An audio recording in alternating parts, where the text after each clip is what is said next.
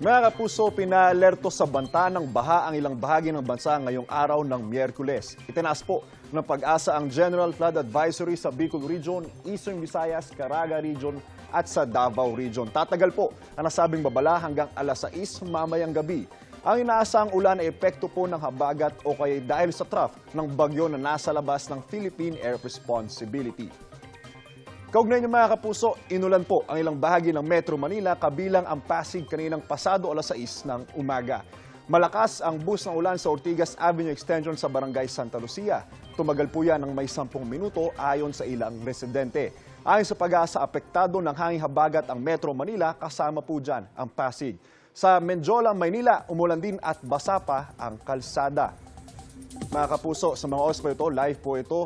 Humupa na po ang pag-uulan at makita natin na basa po ang kalsada. Kaya po sa mga motorista at sa mga papasok po sa trabaho at sa eskwela, ingat po tayo sa kalsada. Paalala mga kapuso, stay safe and stay updated. Ako po si Anjo Pertiera. Know the weather before you go. Para Mark Safe lagi, mga kapuso. Kapuso, para laging una ka sa mga balita, bisitahin at mag-subscribe sa GMA Integrated News sa YouTube. Sa mga kapuso abroad, samahan nyo kami sa GMA Pinoy TV at sa www.gmanews.tv.